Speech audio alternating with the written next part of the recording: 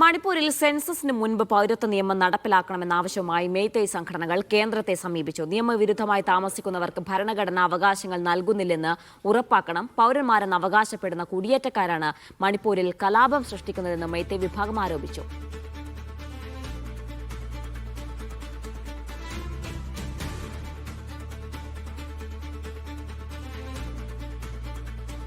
Rasheed bin Muhammad ചേരുന്നുണ്ട് വിശദാംശങ്ങൾ നൽകാൻ. റഷീദ്, എന്തൊക്കെ ആരോപണങ്ങളാണ് മേയ്തേയ് വിഭാഗം ഉന്നയിക്കുന്നത്? എന്താണ് ഇവരുടെ ആവശ്യം? ജീന, പ്രധാനമായും സെപ്റ്റംബർ മാസത്തിലാണ് മണിപ്പൂരിൽ സെൻസസ് നടപടികൾ ആരംഭിക്കാൻ പോകുന്നത്. ഇതിനു മുമ്പായാണ് ഈ പൗരത്വ നിയമം നടപ്പിലാക്കണമെന്നുള്ള പ്രധാനപ്പെട്ട ആവശ്യം മേയ്തേയ് വിഭാഗം മുന്നോട്ട് വെച്ചിരിക്കുന്നത്.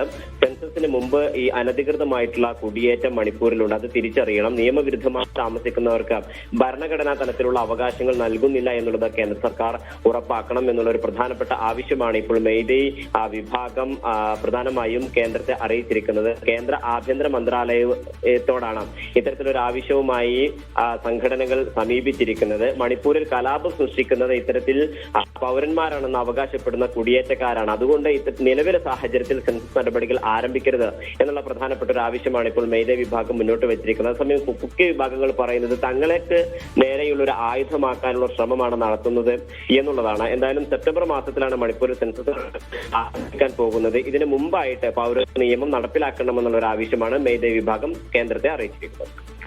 ശരി, റഷീദ് ബിൻ മുഹമ്മദാണ്